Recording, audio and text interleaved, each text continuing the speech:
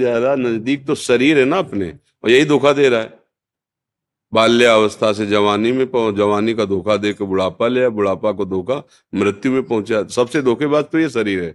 बाहर किस पर भरोसा करे, जिसको हम प्राणों की तरह पोषण कर रहे हैं, आत्मा की तरह मान रहे हैं, ये धोखेबाज शरीर हम ही को दुख दे रहा है।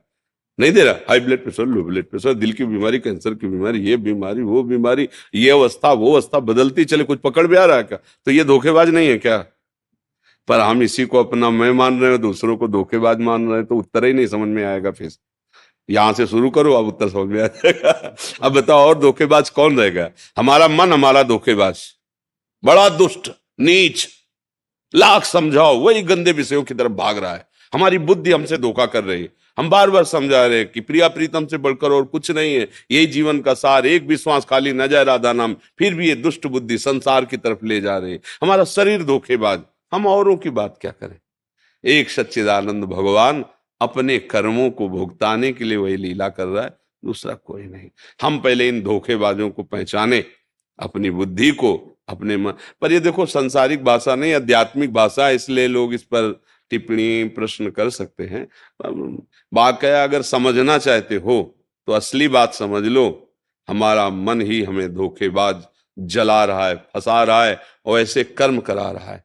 ईमानदारी से अपने लोग बिल्कुल घर के जैसे बैठ के सोचो, हमसे जो गलतियां हो रही, क्या हम धोखेबाजी नहीं कर रहे?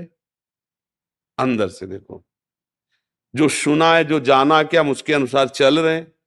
ये धोखेबाज मन जो हमसे गलतियां कराना चाहता है वो करवा लेता है ना। कभी इस पर नजर गई कि कितना बड़ा धोखेबाज मन है, कितना दुष्ट ये हमारी बुद्धि है कि बार बार समझाने पर भी अच्छे कार्यों में, सत् कार्यों में, भगवत कार्यों में नहीं लगती, गलत कार्यों की तरह। इसका कभी दुख हुआ? इसके लिए कभी रोए? इसकी खिलाफत कभी की? इस दुश्मन को कभी पहचाना? नहीं। तो फिर बाहर के दुश्मन तो बने बनाए हैं, क्योंकि अंदर ही का दुश्मन बाहर दुश्मनी पैदा करता है, अन्यथा नहीं। ये बात अध्यात्म के बिना समझ में नहीं आएगी। हम उसका भला चाहते हैं, हम उसे प्यार करते हैं, वो हमसे प्यार नहीं करता, उनसे करता, ये नाटक वो नाटक। अंदर का मन संभाल लो, अभी सब ठीक हो जाएगा। भगवान का जो ही भजन किया जाता है तो जा पर कृपा राम की हुई, ता पर कृपा करे, सब सुधार हो जाता है, सब सुधार हो जाता है। सखुबाई का चरित्र कथा में कहा गया, महापुरुषों ने भी कहा है, सुन के देखो।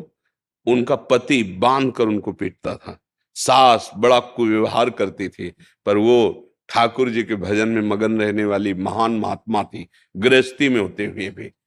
एक दिन संत मंडली, वो जल लेने बाहर गांव के कुएं में जा रहे, एक संत मंडली देखा, नाचते कूदते भगवान की दर्शन के लिए। उनके मन में बड़ी व्याकुलता हुई कि काश मैं अपने प्रभु के भी दर्शन कर पाती।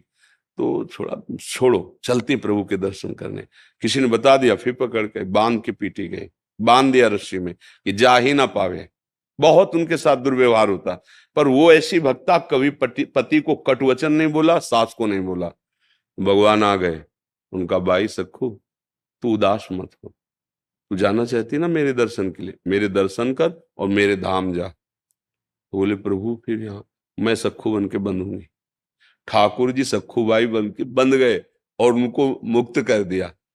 अब देखो, अब ठाकुर जी जब उसके पति को स्पर्श किया, जैसे चरण दबाने, भाव बदल गया, सारी दुष्टता गई।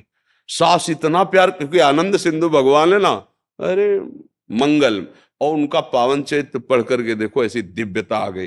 देखो अगर हमारा मन ठीक हो गया तो सब ठीक हो जाएगा, सब ठीक। जा पर कृपा, ये चौपाई याद कर लो, जा पर कृपा राम की होई, ता पर कृपा करे सब कोई। हाँ, जामवंत कहा सुन रघुराया, जा पर नाथ करो तुम दाया, ताहि सदा शुभ कुशल निरंतर, सुर नर मुनि प्रसन्नता ऊपर, सोई विजयी विनयी गुण सागर, तास सुजस त्रैलोक उजागर।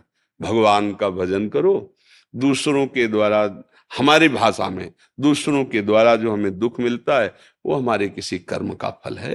राधा राधा चुपचाप सह लो, ना सहोगे तो जलोगी, तो वो भी तो दंड हो रहा है। जल रही तो सह, अगर प्रसन्नता से सह जाओ तो भजन बन जाएगा, वही तपस्या बन जाएगी। सबसे ज्यादा धोखेबाज हमारा मन, हमारी बुद्धि, हमारी इंद्रियां, हमारा शरीर है। इससे बड़ा बाहरी कोई धोखा नहीं है, क्योंकि ये हमें बहुत जन्म से धोखा देते हुए भगवान से विमुख कर दिए हैं। आज तक देखो, बड़े बड़े बुद्धिमानों की बात कर रहे हैं, अपने लोग तो पामर जीव हैं। बड़े उच्च कोटि के जो ईश्वर कोटि के साधना में थे, उनको भी ठग लिया इस मन ने, इस बुद्धि ने। इसलिए भैया, भगवान का आश्रय लेकर नाम जप करो। किसी, ये सब संसार चक्र है, यहाँ कोई मर रहा है, कोई जन्म रहा है, कोई गा के उत्सव मना रहा है, तो कोई रोध होकर के विषाद मना रहा है। पूरे संसार में घूमो, यही लीला दिखाई देगी आपको। एक सृजन हो रहा है, एक पालन हो रहा है, एक संहार हो रहा है, तीनों वो अपने आप में अपने आप से कर रहा है। अब ये बात समझ में नहीं आ रही है, इसीलिए प्रश्न होते हैं, इसीलिए परेशानियां होती। भगवान कैसा, ऐसा क्यों नहीं कर दिया, वैसा क्यों नहीं। तुमको क्या आदेश दिया गया है? तुम्हारे मनुष्य जीवन का क्या कर्तव्य है? आप कर्तव्य करके देखो, उसका फल आपके सामने आने लगे। करो बुरे आचरण और सोचो कि भगवान अब बचा लें, तो हाँ बचा लेंगे। शरण में हो, आओ। भगवान कह रहे, कोटि विप्र बदला गए जाहू, आए शरण तब आओ। आज से नियम लो कि अब गलत काम नहीं करेंगे। राधा राधा राधा, फाइनल। न पीछे का भोगना पड़ेगा, ना आगे त्रुटि होगी तो भोगना पड़ेगा, संभाल लेंगे इतने करना। पर अहंकार है, शरणागति नहीं है, मनमानी आचरण है, तो फिर भोगना पड़ता है। अब ये बात समझ में आ जाए तो सब समझ में आ जाएगी। ये समझ में ना आएगी नहीं, क्योंकि माया समझने नहीं देगी। हमने क्या बुरा किया, उसने ऐसा क्यों किया, हमने क्या उसके साथ धोखा किया। कैसे बाबा जी बहरा रहे हैं, नहीं समझ में आएगा। अध्यात्म की भाषा समझ जाओगे तो सब समझ जाओगे। या रहस्य रघुनाथ कर वेग न जाने कोई, और जो जाने रघुपति कृपा तो सपने मोहन। मन की एक दशा होती है, वो जिसमें टिका होता है वही दर्शन होता है। ये अध्यात्म की बात। अगर वो आनंद सिंधु भगवान में टिका हुआ है तो सब जगह आनंद सिंधु भगवान नजर आएंगे। काम में टिका हुआ तो काम नजर आएगा, पक्का समझो। जैसे गोस्वामी जी का मन राम में हो गया तो कह रहे, जड़ चेतन जग जीव जत सकल राम में जान। उनको राम दिखाई दे रहा, हमें धोखेबाज दिखाई दे रहा है, क्योंकि मन धोखे में स्थित है। मन पाप में स्थित सब पापी नजर आएंगे। मन दुष्ट है तो सब दुष्ट नजर। जैसा चश्मा जहां तुम्हारी स्थिति है, जिसमें तुम आनंदित हो रहे हो, वही दशा तुम्हें सारे संसार में दिखाई देगी। अगर तुम शोक में हो तो भारी आनंद की जगह में जाओगे तो भी तुम्हें सब शोकित नजर आएगा। आनंद में हो तो घोर शोक में भी तुम्हें आनंद की अनुभूति होगी। ये मन धोखेबाज है, इसको जहां स्थित कर दो वहीं का अनुभव कराता है। तो गोस्वामी जी कह रहे, तब लग कुशल न जीव कहूं, सपने हो मन विश्राम, जब लग भजत न राम कहूं, शोक धाम तज काम। मन का विश्राम भगवान के चरणों का आश्रय लेकर नाम जपने में है। सब धोखेबाजी इसी की है। ये खत्म हो गया तो सामने कुछ है ही नहीं, एकमात्र भगवान है। ये अनुभव की बात महापुरुषों की कह रहा हूं। एकमात्र प्रिया प्रीतम है, दूसरा कुछ नहीं। हमारा अंदर गड़बड़ तो सब बाहर गड़बड़। हमारे अंदर जैसे पाप वृत्ति चल रही ना, तो सबको देख के लगता है कि वो भले वो किसी भाव से देख रहा हो। सृष्टि कैसी, हमारी दृष्टि जैसी। जैसा चश्मा वैसे ही रंग दिखाई देगा। अब चश्मा सुधार लिया जाए, अपनी दृष्टि सुधार ली जाए। और दृष्टि मन बुद्धि से होती है, जैसा मन बुद्धि निर्णय करता है वैसा दिखाई देने लगता है। तो हम खुद धोखे में फंस गए, तो हमें सब धोखा ही धोखा नजर आ रहा है। तो धोखे से निकले, विवेकवान बने, प्रभु का आश्रय लेकर नाम जप करें, वही संभाल सकते हैं। सब रूपों में वही है। अब हमारी तो समझ में और बात आने वाली है नहीं, गुरुजनों की कृपा सब रूपों में।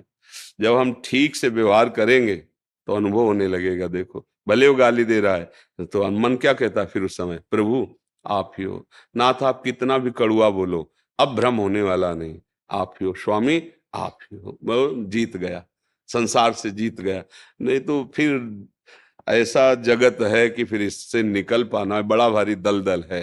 फंसते चले जाओगे, निकल नहीं पाओगे। उलझते चले जाओगे, सुलझ नहीं पाओगे। सुलझने का मार्ग एक ही है, भगवान की शरण में हो जाओ। अपने मन बुद्धि को निर्विकार कर लो, अपने मन बुद्धि को ठीक कर लो। और अगर आपका दोष रहित हो गया है तो वास्तविक दोष क्रिया कर रहा है, पर आपको दोष नजर नहीं आएगा। उसमें भगवान की लीला नजर आएगी। भगवान की त्रिगुणात्मिका माया की अलग लीला है और भगवान की त्रिगुणातीत लीला अलग है। तो पहले हम इस लीला को बराबर करें, सम में लाएं कि भगवान के द्वारा ली। अब ये बिना भजन के समझ में नहीं आएगी, नहीं आएगी, नहीं आएगी।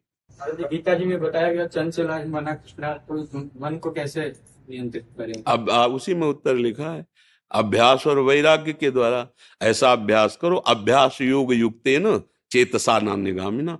तुम्हारा मन, तुम्हारा चित्त ऐसा अभ्यास करो नाम जप का, भजन का, कहीं और जाए ना। वैराग्यण, तो वैराग्य का मतलब होता है विषय भोग पास रहते हुए भोगने की इच्छा ना होना। पर इतनी सामर्थ्य तो है नहीं, तो कम से कम जिनके लिए निषेध किया गया है उन भोगों के सानिध्य से बचो। अगर वैराग्य की स्थिति लानी है तो पहले त्याग, फिर वैराग्य, फिर उपरति है। त्याग कहते हैं भोगने की इच्छा है, पर हम डरते हैं कि ये नहीं भोगना चाहिए, तो हम सानिध्य से बचते हैं क्योंकि हम फिसल जाएंगे। इसे त्याग कहते हैं। त्याग से ही शांति आने लगेगी। त्यागात शांति अनंतरम। फिर उसके अंदर वैराग्य की उपस्थिति होती है, भोगों के सानिध्य में भी मन भोगों में ना जाना, ऐसा वैराग्य और भगवत भजन करने का निरंतर अभ्यास। कभी हम भगवत चर्चा सुन रहे हैं, कभी भगवत लीला गायन कर रहे हैं, कभी ठाकुर सेवा कर रहे हैं, कभी अपने परिवार को भगवान का स्वरूप मान के सेवा कर रहे हैं, नौकरी व्यापार जो कर रहे हैं भगवान के लिए कर रहे हैं। हमारा चित्त प्रभु से जुड़ा रहे और वैराग्यवान, जो निषेध किया गया वो कर्म ना हो, मन शांत हो जाएगा। ये तभी तक सेकेंड, मिनट और घंटे की सुई चल रही जब तक सेल है। सेल हटा दो, ठप हो जाएगी, नहीं नहीं हो जाएगी।